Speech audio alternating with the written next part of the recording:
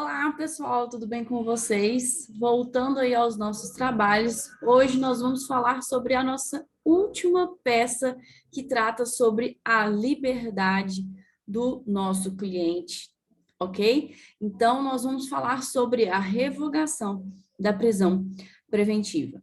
Nós vimos a liberdade provisória, nós vimos o relaxamento da prisão e agora nós vamos ver a revogação da prisão preventiva. A liberdade provisória é que o seu cliente foi preso e a prisão é legal, mas não estão presentes os pressupostos, os requisitos para a decretação da prisão preventiva. Ele não foi preso preventivamente. Você está querendo que o juiz não decrete a prisão preventiva dele. O relaxamento da prisão, o seu cliente foi preso em flagrante, mas essa prisão é ilegal, seja porque não se trata de hipótese de flagrante, ou seja porque não foram cumpridas algumas formalidades previstas em lei. Então, pessoal, agora nós vamos falar sobre a revogação da prisão preventiva. Então, aqui pressupõe que o seu cliente ele já foi preso preventivamente. Só que, atualmente, no atual estágio, não estão mais presentes aqueles motivos que outrora existiam para ele ter sido preso preventivamente, tá? Então, liberdade provisória, relaxamento de prisão e revogação da prisão preventiva tem essa diferença entre elas. Então, aqui nós estamos tratando de uma peça onde o seu cliente já foi preso preventivamente, mas não há mais necessidade dessa prisão preventiva, porquanto não estão mais presentes aqueles pressupostos, aqueles requisitos para que o seu cliente tenha sido preso preventivamente.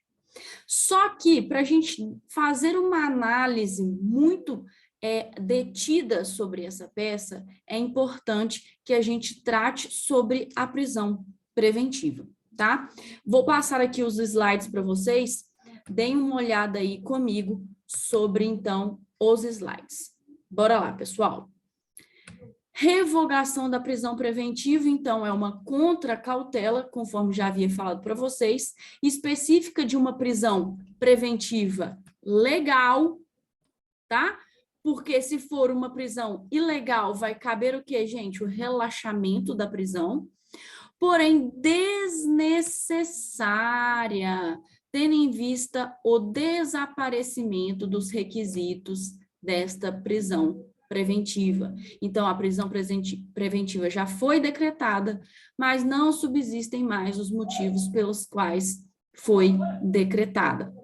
Então, vamos lá, gente. Qual que é o fundamento da nossa peça? Artigo 316 do CPP. Vamos ver o que o artigo 316 do CPP fala? Bora lá. O juiz poderá, de ofício ou a pedido das partes, revogar a prisão preventiva se no decorrer da investigação ou do processo verificar a falta de motivo para que ela subsista, bem como novamente decretá-la se sobrevierem razões que a justifiquem. Então, vejam que o juiz ele pode, inclusive, de ofício, determinar a revogação da prisão preventiva, tá?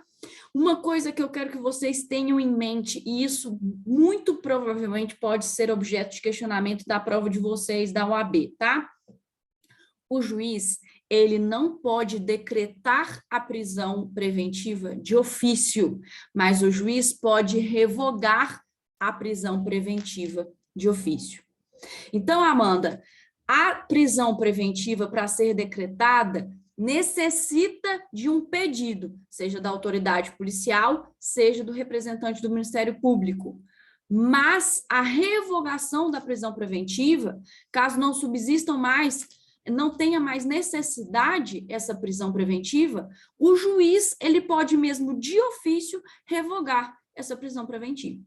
Mas como nós estamos tratando de uma peça, obviamente você vai, né, trazer esse pedido para que o juiz revogue a prisão preventiva, beleza? Então, o fundamento está aí previsto no artigo 316 do CPP. Vejam que aqui na revogação da prisão preventiva não tem fundamento constitucional, não tem nenhum artigo lá da Constituição que vai fundamentar a peça de vocês. Então, vocês vão fundamentar no artigo 316 do CPP. Beleza, pessoal? Vamos passar, então, aqui de novo para o nosso slide. Vamos lá.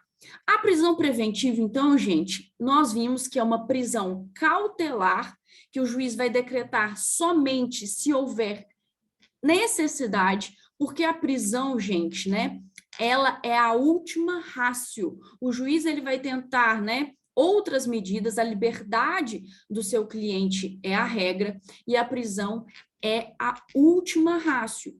Caso não seja possível decretar aquelas medidas cautelares diversas da prisão previstas lá no artigo 319 do CPP, aí sim o juiz vai decretar a prisão preventiva.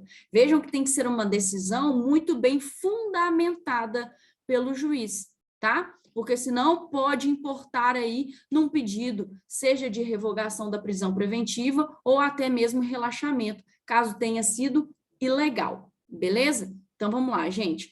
Então, a prisão preventiva se cuida de uma prisão cautelar, tá? Porque ela é decretada antes do trânsito em julgado da sentença condenatória, pela autoridade judiciária competente, mediante representação da autoridade policial ou requerimento do Ministério Público, do querelante ou do assistente. Então, vejam que não há possibilidade, em nenhuma hipótese, do juiz decretar a prisão preventiva de ofício, beleza, pessoal? Ótimo. Em qualquer fase das investigações ou do processo criminal. Então, a prisão preventiva ela pode ser determinada tanto durante o inquérito policial como durante o processo penal, durante a instrução do processo penal, tá? Sempre que estiverem preenchidos os requisitos legais previstos lá no artigo 313, ou seja, aquelas hipóteses, aqueles crimes que podem ser decretados a prisão preventiva, e ocorrerem os motivos autorizadores listados no artigo 312, que são os pressupostos para a decretação da prisão preventiva. E também, desde que se revelem inadequadas ou insuficientes as medidas cautelares diversas da prisão, porque a prisão preventiva é a última alternativa, tá? Então, vamos lá, pessoal, pressupostos da prisão preventiva. O juiz, então, ele pode decretar a prisão preventiva se houver o fumus comissi delicti, ou seja, se estiver nos autos a prova da existência do crime e indício suficiente da autoria. Então, vejam que tem que existir prova da materialidade e indício suficiente de autoria. Então, o crime aconteceu, tem prova de que o crime aconteceu e tem prova, indícios suficientes de que foi o seu cliente, aquele que foi preso, que cometeu o delito. Beleza? E aí, pessoal, qual que é o outro pressuposto para ser decretada a prisão preventiva? O perigo gerado pelo estado de liberdade do seu cliente. Então, tem que existir um perigo atual. Por quê? É exatamente pelo princípio da atualidade que nós vamos utilizar o pedido de revogação da prisão preventiva.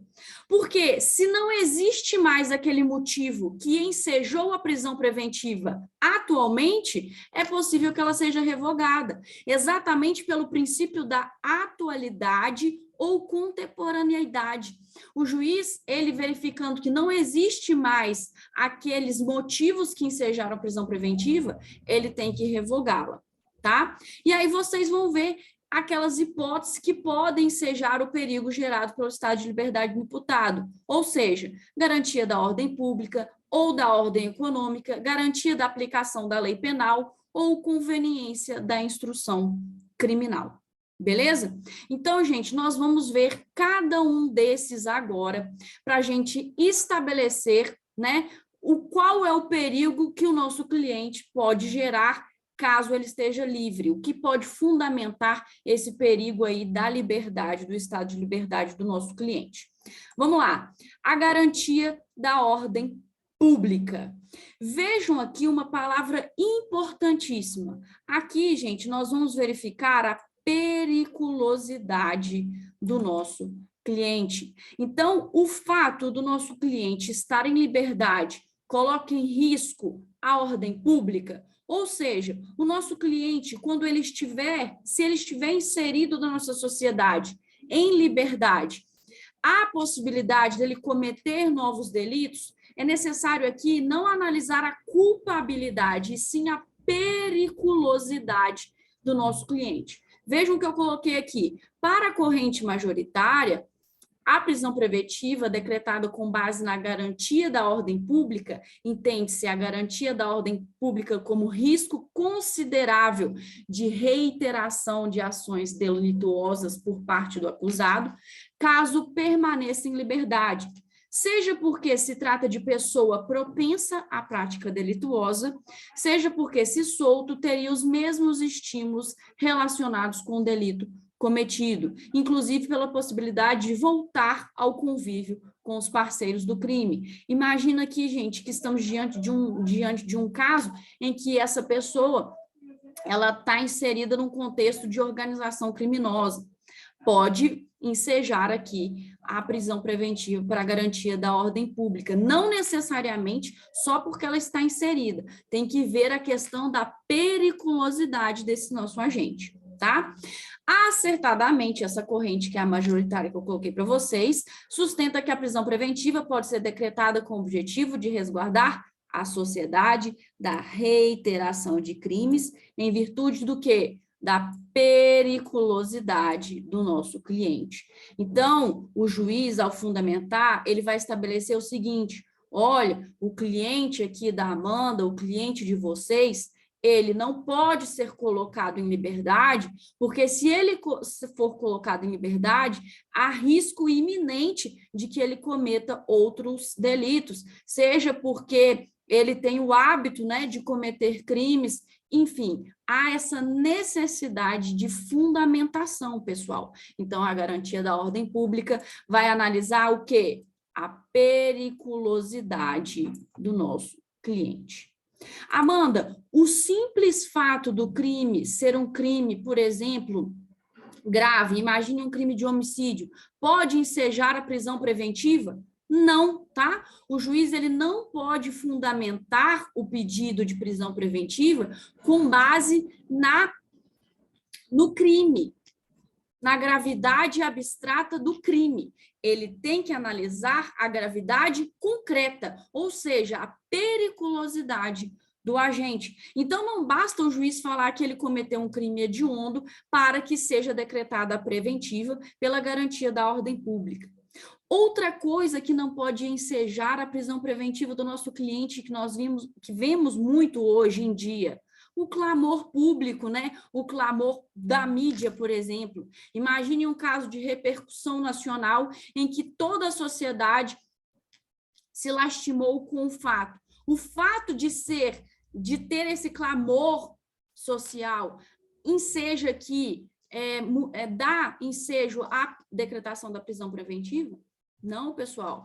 Tem que ser analisado, no caso concreto, a periculosidade do nosso cliente, tá? O fato de existir clamor social ou clamor da mídia, neste caso, não dá ensejo à decretação da prisão preventiva, tá?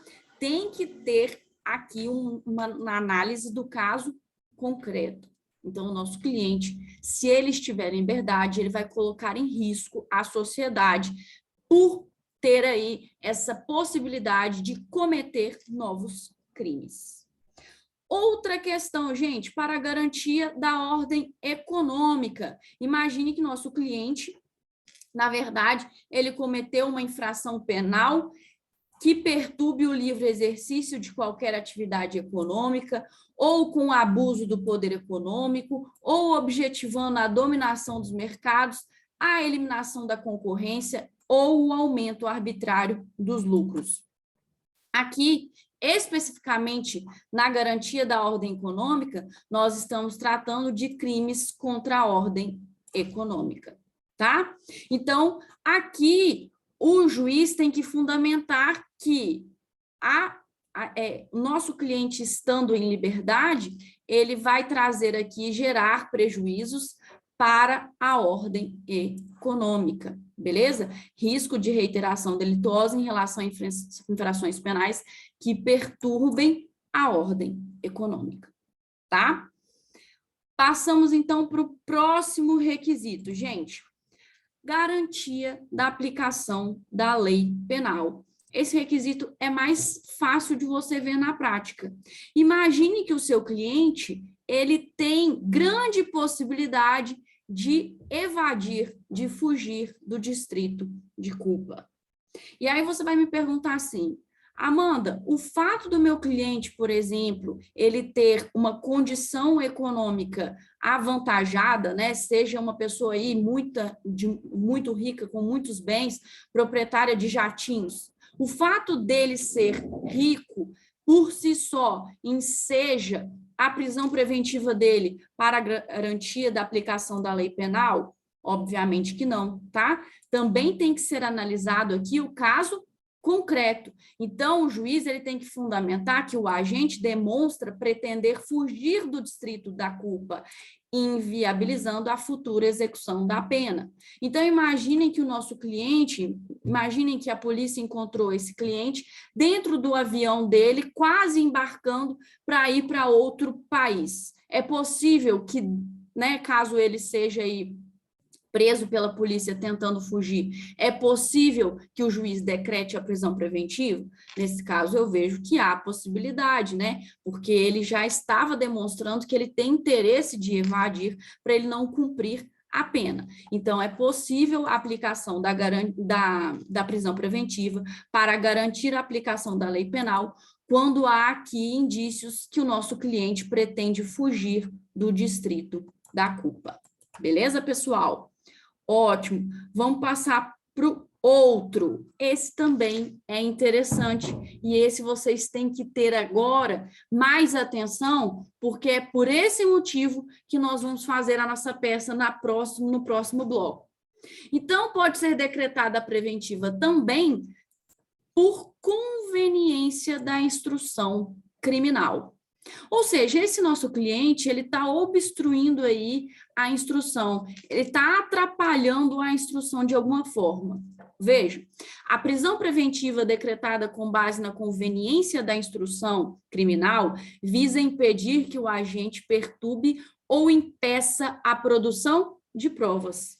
Tutela-se com tal prisão a livre produção probatória, impedindo que o agente comprometa de qualquer maneira a busca da verdade. Assim, havendo indícios de intimidação ou aliciamento de testemunhas ou peritos, de supressão ou alteração de provas ou documentos, ou de qualquer tentativa de turbar a apuração dos fatos e o andamento da persecução criminal, será legítima a adoção da prisão preventiva com base na conveniência da instrução criminal. Imaginem que o nosso cliente solto, ele está ameaçando testemunhas.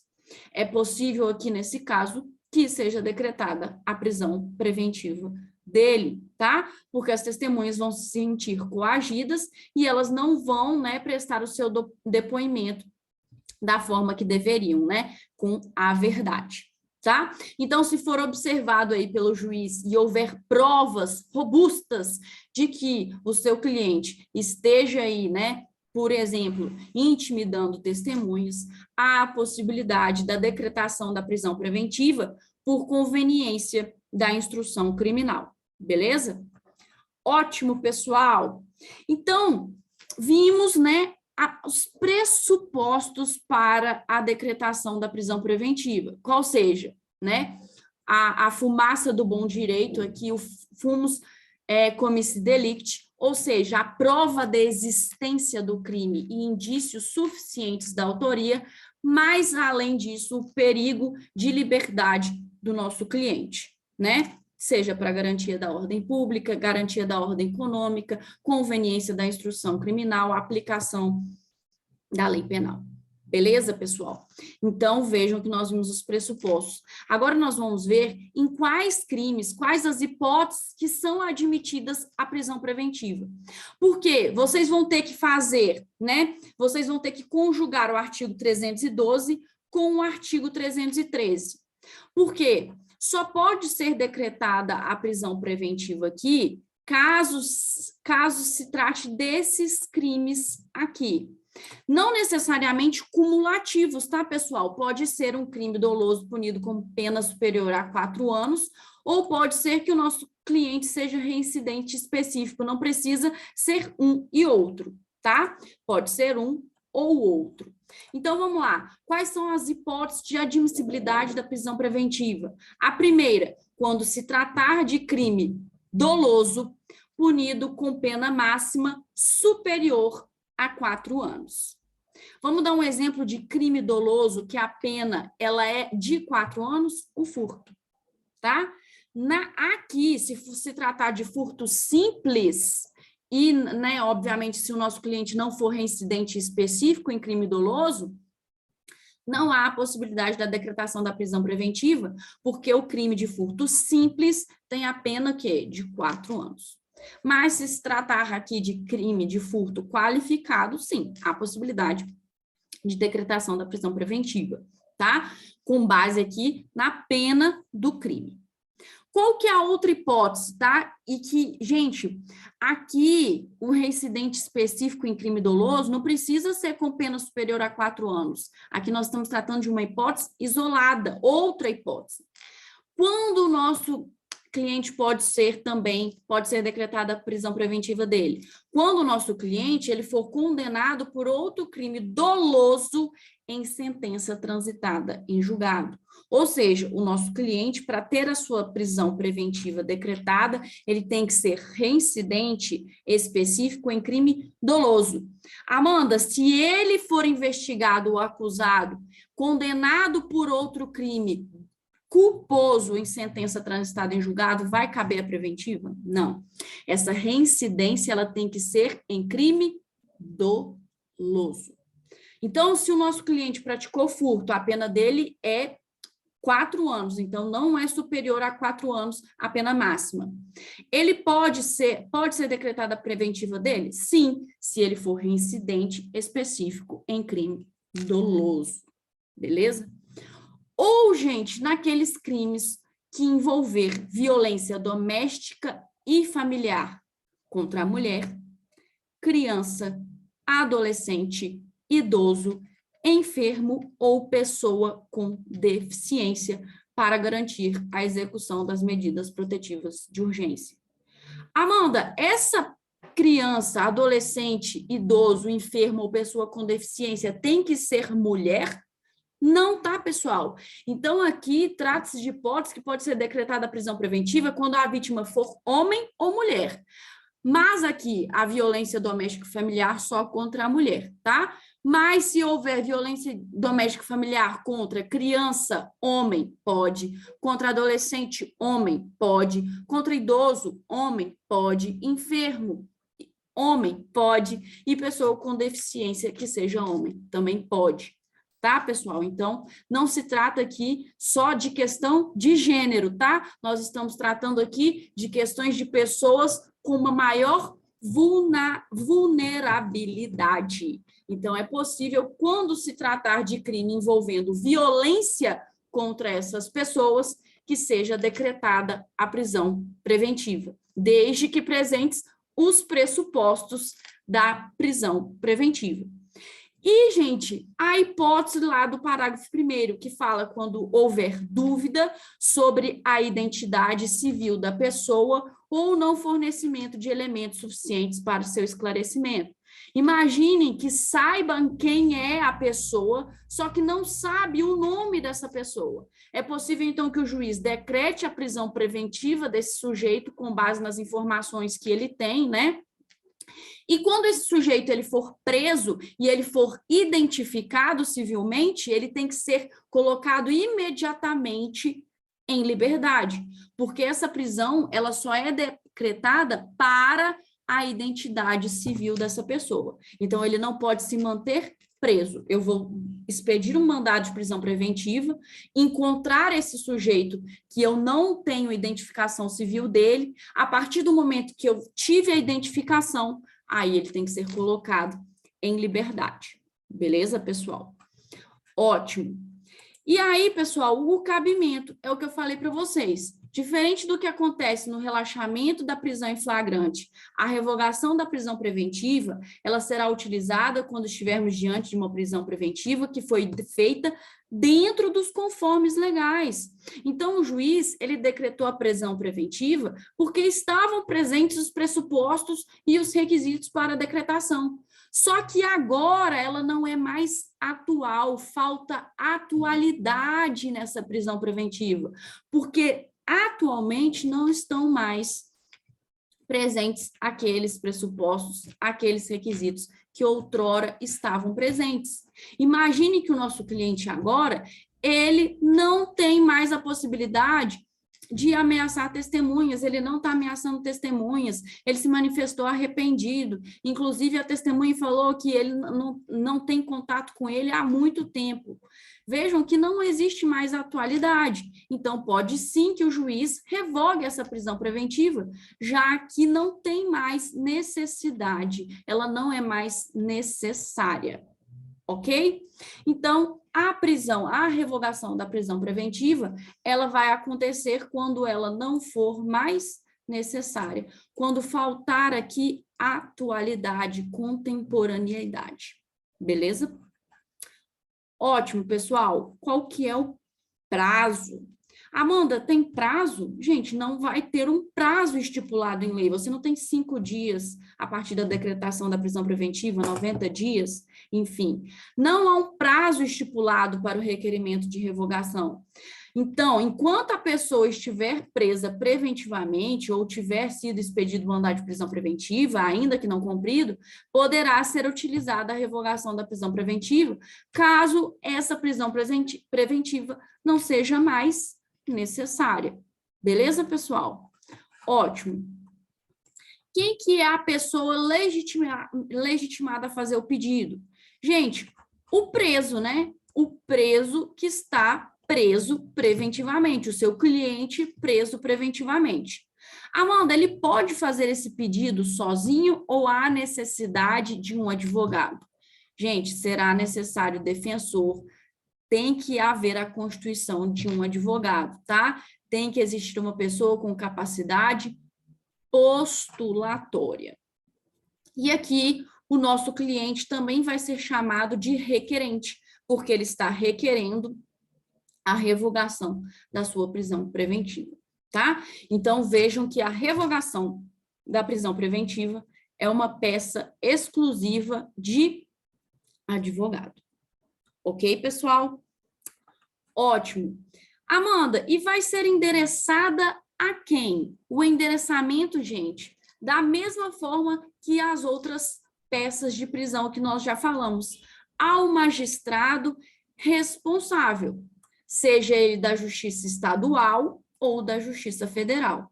Então, obviamente, quando você estiver lá diante de um caso em concreto, né? Você estiver lá, o seu cliente te procurou, você vai procurar saber se o crime que ele cometeu é de competência da Justiça Estadual ou se é um crime de competência da Justiça Federal. Imagine que o seu cliente praticou um contrabando, e aí você vai estabelecer, né? O contrabando é de competência aí da Justiça Federal. Tá, pessoal? Então, vejam que é necessário que vocês verifiquem isso, qual crime cometeu, para vocês endereçarem de forma correta. Porque se vocês endereçarem de forma incorreta, vocês já perdem ponto aí, tá? Na peça de vocês.